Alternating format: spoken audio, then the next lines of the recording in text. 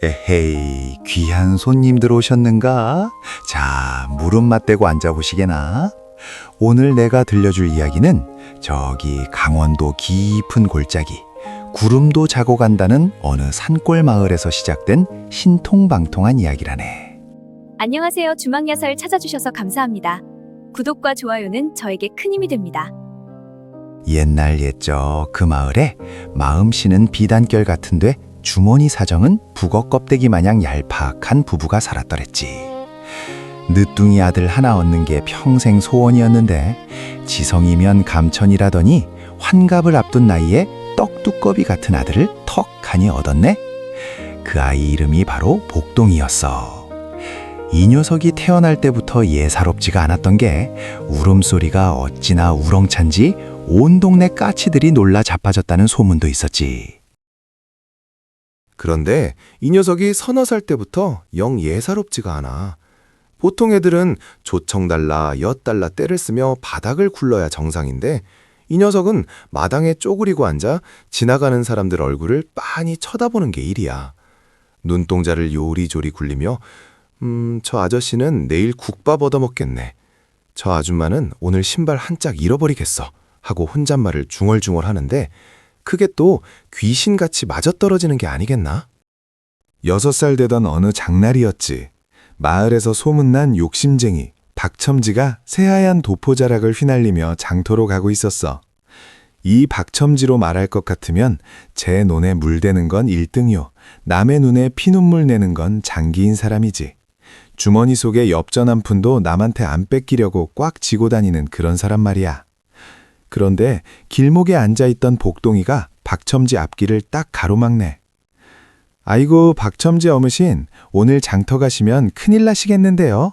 어르신 코끝에 검은 그림자가 대롱대롱 매달려 있는 게 조만간 큰 도둑을 맞으실 상입니다요. 그냥 집으로 돌아가 문 꽉 잠그고 계시는 게 상책입니다. 박첨지가 그 소리를 듣고 가만히 있겠나?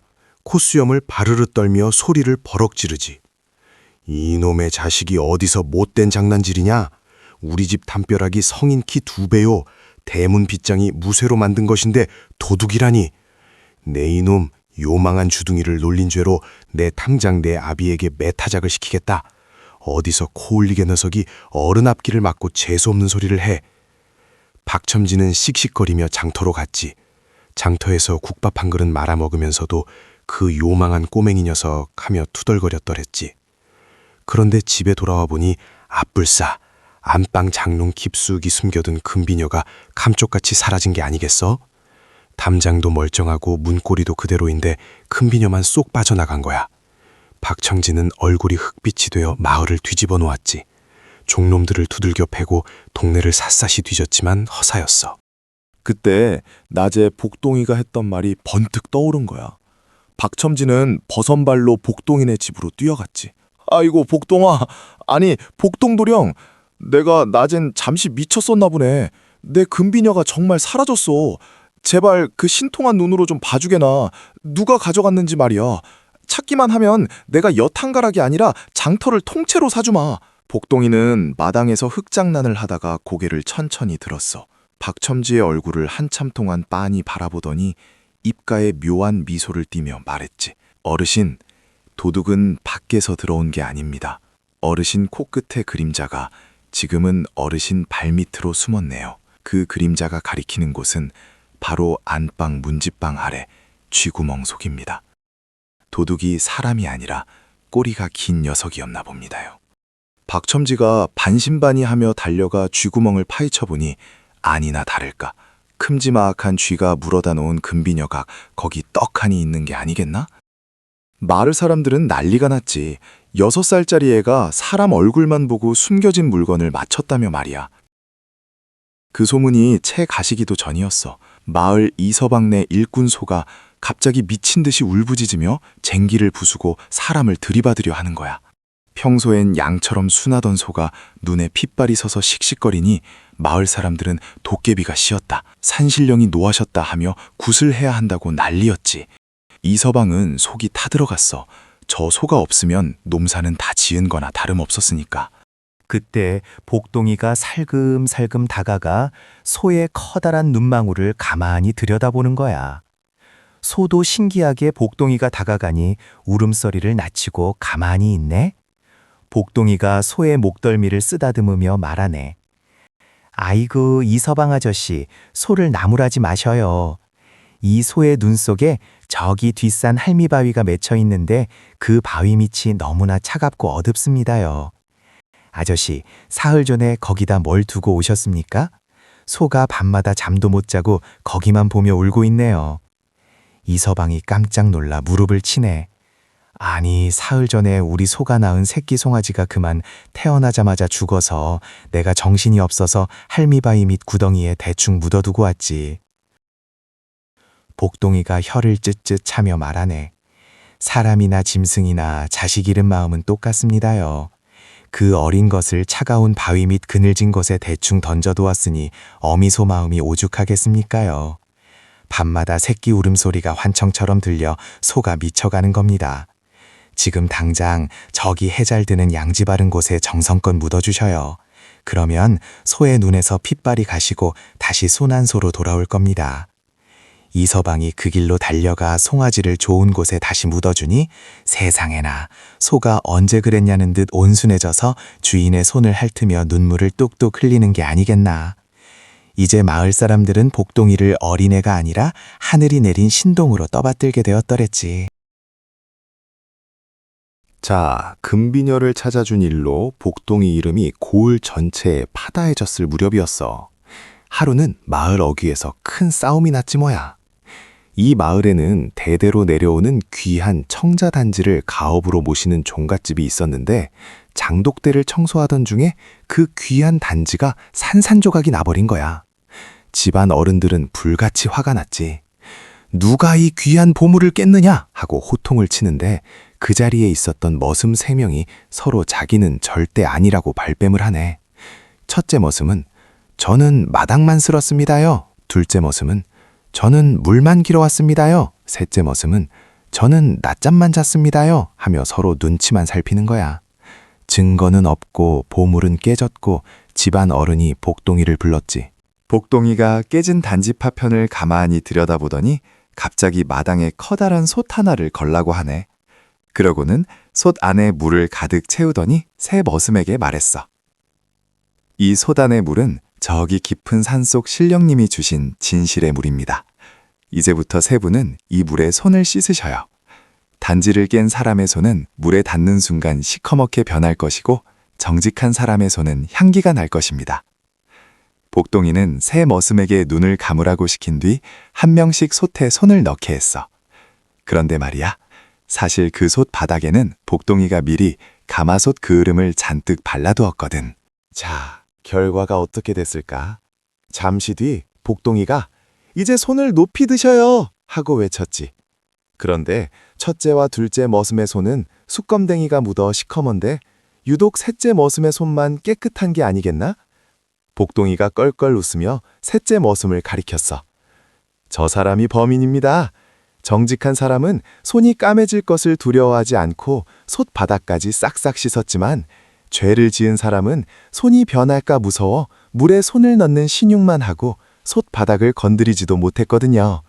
마음속의 도둑놈이 손을 멈추게 한 것이지요.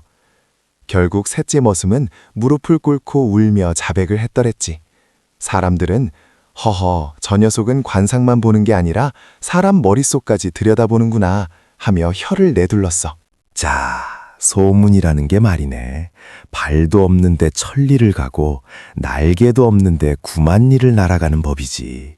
산골 꼬무니가 귀신같이 앞날을 마친다는 소문이 고개 넘고 물 건너 이고을 삿도나리 귀에까지 쏙 들어갔지 뭐야.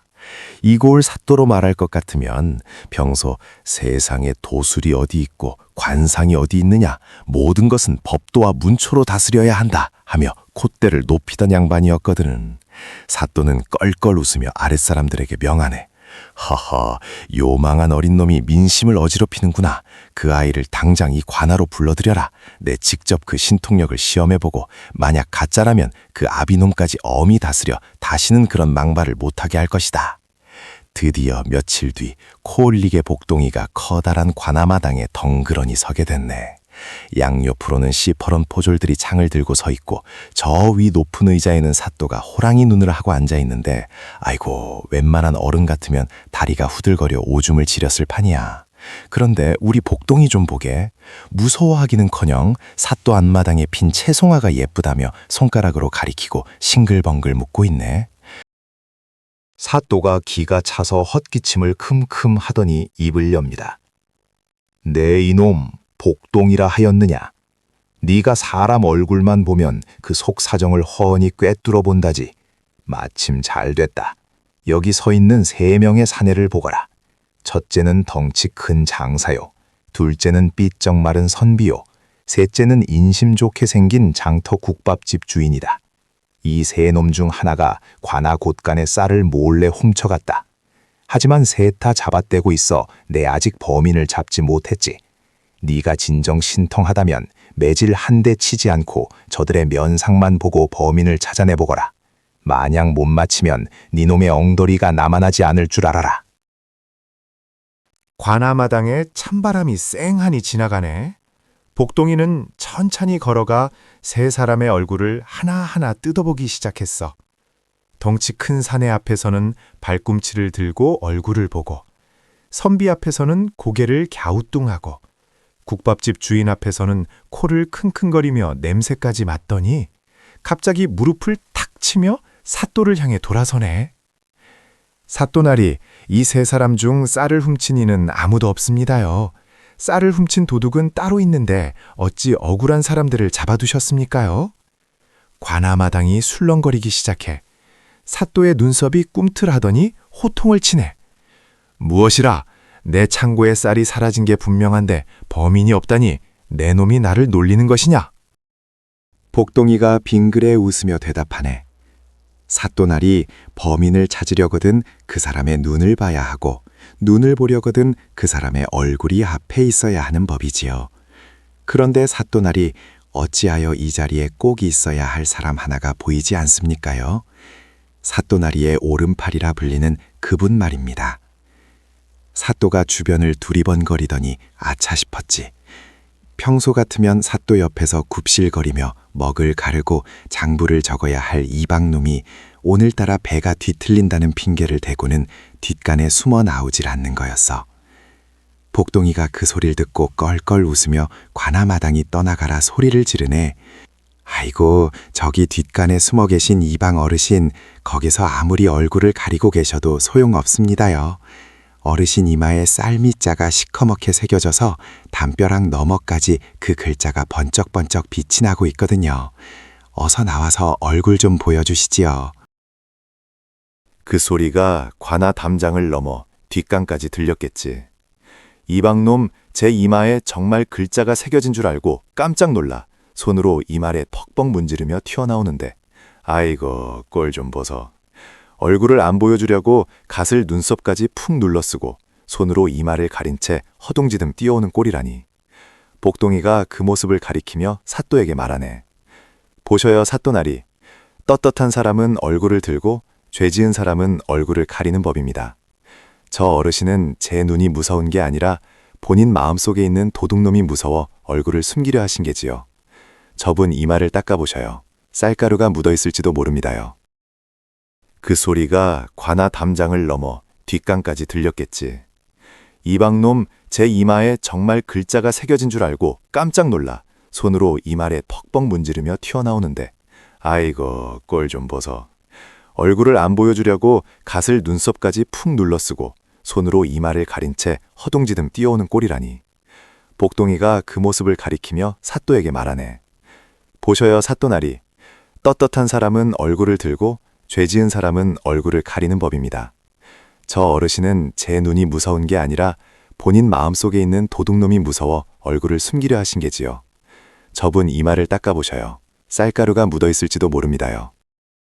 결국 이방은 사또 발치에 엎어져서 곳간에 쌀을 빼돌려 장터에 팔아넘겼다고 싹싹 빌게 됐지 뭐야. 사또는 무릎을 치며 감탄하고 마을 사람들은 복동이가 사람 마음속에 있는 귀신까지 불러낸다며 입을 모아 칭찬했더랬지.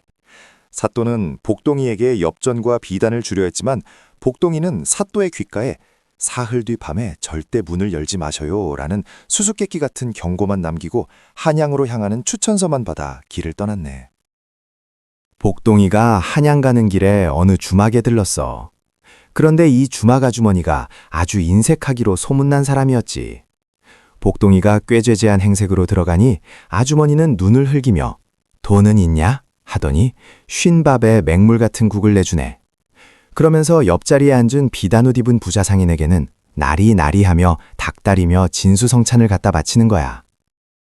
복덩이는 허허 웃으며 국밥을 비우고는 아주머니의 손바닥을 슬쩍 쳐다봤지. 아이고 아주머니, 오늘 밤 큰 대운이 들어오겠는데요. 아주머니 미간에 황금쥐가 한 마리 앉아 있는 게 오늘 밤 지붕에서 황금쥐가 내려와 아주머니 품으로 쏙 들어갈 상입니다요. 황금쥐를 잡으면 평생 먹고 살 걱정은 없겠네요. 그런데 조심하셔요. 황금쥐는 아주 겁이 많아서 조금이라도 밖에서 소리가 나거나 문이 열려 있으면 금세 달아나 버린답니다. 오늘 밤엔 누가 문을 두드려도 절대 열어주지 마셔요. 다음 날 아침 아주머니가 눈을 떠보니 황금 쥐는커녕 쥐새끼 한 마리도 없네. 알고 보니 어젯밤 문을 두드린 사람은 한양에서 내려온 거물 상단이었어. 다른 주막으로 가버린 상단 덕분에 옆집 주막은 떼돈을 벌었지만 욕심부린 아주머니는 손님도 놓치고 밥값도 못 벌게 된 거지 뭐야. 복동이는 툴툴거리는 아주머니 뒤로 씩 웃으며 다시 길을 떠났더랬지. 자, 이제 우리 복동이가 괴나리 보찜 하나 둘러매고 드디어 한양 땅 근처에 다다랐네. 산 넘고 물 건너 다리는 천근만근이여 배에서는 꼬르륵 소리가 풍악을 울리는데 어느 주막거리 입구에 웬 거지 하나가 거적대기를 뒤집어쓰고 대자로 누워있네. 머리는 까치집을 지어 사방으로 뻗었고 옷은 누더기라 구멍이 숭숭 났는데 그 사이로 살점이 보일 지경이야. 냄새는 또 어찌나 지독한지 지나가는 사람들마다 코를 막고 에이 재수없어 아침부터 웬 걸뱅이야 하며 침을 뱉고 지나가. 그런데 우리 복동이 좀 보게. 그 거지 앞에서 걸음을 딱 멈추더니 마치 정승판서라도 만난 듯 배꼽 인사를 정중히 올리는 게 아니겠나? 어르신, 소인이 길을 가다 귀한 분을 뵈어 인사를 올립니다. 이 험한 길바닥에서 어찌 이리 귀한 상을 감추고 누워 계십니까요? 어르신이야말로 이 나라의 기둥이 되실 분인데 말이옵니다. 거지가 눈을 반쯤 뜨더니 콧방귀를 흥 하고 귀네. 목소리는 갈라져서 쇳소리가 나는데 그 눈빛은 예사롭지가 않아. 옌병, 어린 놈이 잠을 깨우고 난리냐. 귀하긴 뭐가 귀해. 내 꼴을 보거라. 평생 밥 한 그릇 얻어먹기 힘든 걸뱅이 상인 것을. 네 놈이 배가 고파 헛것이 보이는 모양이구나. 복동이가 바닥에 털썩 주저앉아 거지의 눈을 빤히 들여다보며 대답하네. 아닙니다. 사람들은 어르신의 누더기를 보지만 제 눈에는 어르신 눈동자 속에 박힌 황금 사자가 보입니다요. 지금은 때를 못 만나 흙바닥에 누워 계시나 이 길 끝에서 만날 인연이 어르신을 용산 근처까지 데려갈 상입니다. 어르신, 혹시 한양 가시거든 남대문 앞에서 만나는 절름발이 노인을 외면하지 마셔요. 그분이 어르신의 사자갈기를 다듬어 줄 분입니다. 거지는 어이가 없다는 듯 껄껄 웃더니만 내 말이 정말이라면 내가 나중에 큰 사람이 되어 너를 찾으마. 그런데 꼬마야, 내 관상에 지금 당장 점심 한 끼 해결할 운도 들어있더냐? 하고 묻네. 복동이가 웃으며 보찜 속에서 고을 사또가 싸준 정성 가득한 주먹밥 한 덩이를 꺼내 거지에게 건네지. 이걸 드셔요. 어르신의 운은 오늘 이 주먹밥 한 덩이에서 시작될 겁니다. 자, 저는 이제 한양 성 안으로 들어가 봐야 하니 이만 물러갑니다요. 복동이가 성문 앞에 다다르니 거기는 더 난리야. 하얀 수염을 가슴팍까지 기르고 금박 박힌 도코를 입은 노인네 하나가 떡하니 앉아 있는데 이름하여 천기누설 천도사라네. 그 앞에는 복채 엽전이 수북이 쌓여 있고 구경꾼들이 겹겹이 쌓여 숨도 못 쉴 지경이지. 그런데 이 천도사라는 양반이 관상을 보는 꼴 좀 보소. 비단 옷 입은 선비가 오면 아이고 대과급제하여 정승 판서될 쌍이요 하며 아부를 떨고, 남루한 안악이 오면 조만간 집안에 곡소리 나겠어 당장 부적 하나 안 쓰면 큰일 나 하며 겁을 줘서 푼돈을 등쳐먹네. 복동이가 그 꼴을 보고 눈을 가늘게 뜨더니 사람들 틈을 비집고 들어가 천도사 앞에 털썩 갔네. 어르신, 어르신, 저도 관상 좀 봐주셔요. 제가 이 문을 넘어가면 큰 상을 받을까요? 아니면 매를 맞을까요?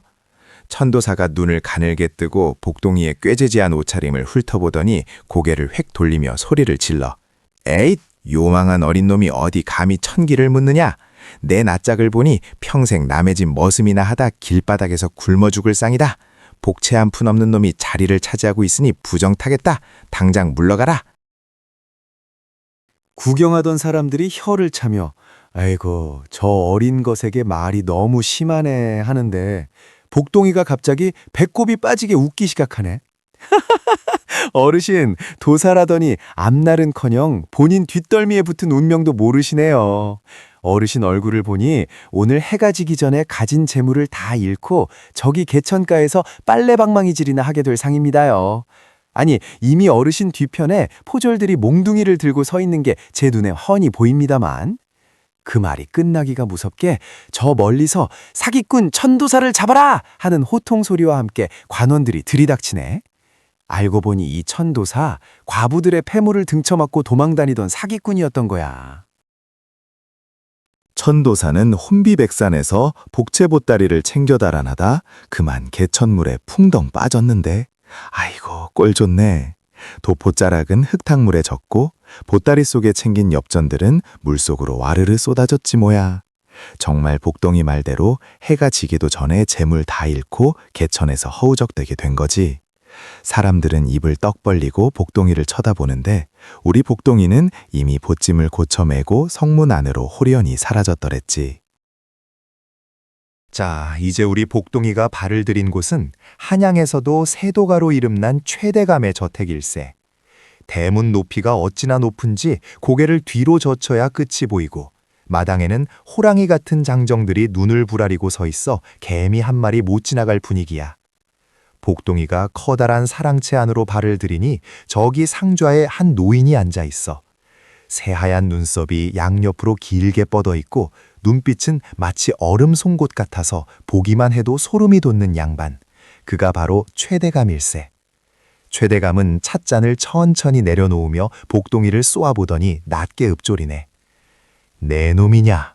시골 바닥에서 쥐구멍이나 찾아내고 사기꾼이나 골려졌다는 그 잔챙이가 감히 내 앞에서도 그 요망한 주둥이를 놀릴 수 있는지 보겠다. 그런데 우리 복동이 좀 보게. 최대감이 내준 비단방석이 폭신한지 엉덩이를 실룩실룩 하더니 상에 놓인 귀한 다식을 하나 쏙 집어 입에 넣네. 그러고는 오물오물 씹으며 대꾸를 해. 아이고 어르신, 잔챙이라뇨. 저는 그저 거울 같은 사람입니다요. 맑은 마음을 가진 분 앞에서는 복을 비추고 탁한 마음을 가진 분 앞에서는 화를 비추는 거울 말입니다. 어르신은 제 거울에 무엇이 비치는지 궁금하지 않으십니까요? 최대감이 피릿한 웃음을 지으며 말하네. 거울이라, 재미있는 놈이로구나. 좋다. 그렇다면 그 거울로 내 상을 봐보거라. 내가 이 나라의 영의정 자리까지 오를 상인지 아니면 그보다 더 큰 뜻을 이룰 상인지 말이다. 사랑채 안의 공기가 팽팽하게 당겨진 활 시위 마냥 긴장됐어. 옆에 서 있던 하인들은 숨도 크게 못 쉬고 바닥만 보고 있는데 복동이는 오물거리던 입을 멈추고 최대감의 얼굴을 아주 천천히 이마에서 턱끝까지 훑어내렸지. 그러더니 갑자기 얼굴에서 웃음기를 싹 지우며 서늘하게 말하네. 어르신, 영의정 자리가 문제가 아닙니다요. 지금 어르신 콧등 위로 시뻘건 불길이 타오르고 있는데 그게 어르신 댁 지붕을 다 태워먹고 있습니다. 상을 보니 사흘 뒤면 이 집 대문에 대역죄인의 붉은 딱지가 붙을 관상입니다요. 어르신이 뺏은 땅과 흘리게 한 눈물이 칼이 되어 돌아오고 있거든요. 이놈! 최대감이 들고 있던 찻잔을 바닥에 내동댕이 쳤어. 찻잔이 산산조각이 나며 차가 사방으로 튀었지. 감히 내 면전에서 패가망신을 노네? 네 놈이 정녕 목숨이 아깝지 않은 게냐? 여봐라, 이 요망한 놈을 당장 옥에 가두어라. 사흘 뒤에 내 집에 아무 일도 없으면 네 놈의 혀를 뽑아 장터 저작거리에 내걸 것이다. 포졸들이 달려들어 복동이의 팔을 거칠게 잡아 끌었어. 하지만 복동이는 끌려가면서도 최대감을 똑바로 쳐다보며 소리쳤지.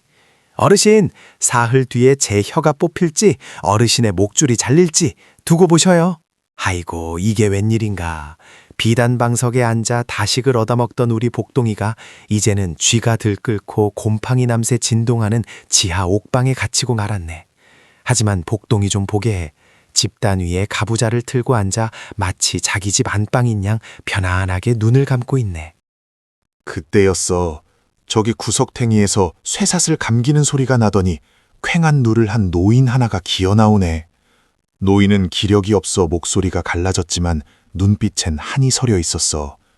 북동이는 노인의 얼굴을 보자마자 그가 최대감의 비리를 적은 사초를 지키려다 역적으로 몰린 강선비라는 걸 단번에 알아봤지. 할아버지, 걱정 마셔요. 제가 한양 오는 길에 황금사자를 품은 귀인을 만났으니 그분이 이 옥문을 부수고 들어올 날이 딱 사흘 남았습니다요. 그 전까지 몸 잘 보전하셔요. 그때였어. 몽둥이를 허리에 찬 간수 하나가 옥사 복도를 오가며 에이, 재수 없어 하고 침을 뱉으며 지나가네. 그런데 이 간수의 안색이 흑빛이야. 복동이가 창살 사이로 고개를 슥 내밀더니 간수의 옷자락을 살짝 붙잡네. 나리, 오늘 밤은 댁에 좀 가보셔야겠습니다요. 지금 나리 댁 안방에 서늘한 바람이 드는데 그 바람 끝에 아기 울음소리가 끊길 듯 말 듯 아주 위태롭습니다요. 나리 미간에 핏줄이 꼬인 걸 보니 자식 목숨이 경각에 달렸습니다. 간수는 눈을 부릅뜨고 복동이를 쳐다보네. 사실 이 간수에게는 며칠 전 태어난 외아들이 있었는데 원인 모를 고열에 시달리며 죽어가고 있었거든. 간수는 내 놈이 그걸 어찌하느냐 하며 소리쳤지만 아이를 살릴 수 있다는 말에 눈이 뒤집혀 복동이가 시킨 대로 버드나무 뿌니를 타려 먹이러 집으로 뛰어갔지 뭐야. 몇 시간 뒤 간수가 돌아왔는데 얼굴이 아주 환해. 도령님 말씀대로 했더니 아이가 검은 피를 토하더니 열이 내렸습니다. 간수는 은혜를 갚겠다며 복동이 앞에 넙죽 절을 하네. 복동이는 인자하게 웃으며 강선비가 숨겨둔 비리장부를 찾아달라고 부탁했고, 간수는 목숨 걸고 대나무 숲을 뒤져 흙먼지 묻은 묵직한 종이 뭉치를 찾아왔더랬지.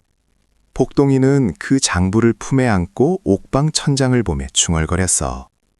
이제 호랑이를 잡을 미끼가 준비됐구만. 최대감, 사흘째 아침을 기대하시게나. 드디어 사흘째 되는 날, 최대감의 집 앞마당에는 거대한 처형대가 세워졌어. 최대감은 금관조복을 차려입고 높다란 의자에 앉아 옥에서 끌려 나온 복동이를 가소롭다는 듯 내려다보았지. 집 구경 온 사람들은 저 어린 것이 무슨 죄라고 하며 수군대는데 최대감의 호통소리가 마당을 울리네. 내 놈이 장담하던 사흘째다. 보아라. 내 집 대문은 여정이 꼿꼿하고 내 목에는 칼 대신 금줄이 걸려 있다. 내 놈의 요망한 혀가 오늘 내 잔치상의 안주가 되겠구나. 여봐라, 당장 저놈의 입을 벌려라. 집행관이 커다란 칼을 지켜든 그 순간, 갑자기 대문 밖에서 땅을 울리는 말발굽 소리와 함께 벼락 같은 고함이 터져나왔네. 암행어사 출두야! 어명이다! 탐관오리 최진사를 포박하고 그 죄상을 낱낱이 밝히노라! 사람들이 혼비백산하여 길을 터주는데 그 앞길을 헤치고 들어오는 말탄 사내를 보게. 오라, 저 사내 며칠 전 복동이가 길바닥에서 주먹밥을 나눠줬던 그 꾀죄죄한 거지 아니던가? 남대문 앞에서 만난 절름발이 노인이 바로 암행어사의 밀명을 전달하던 전령이었던 거야.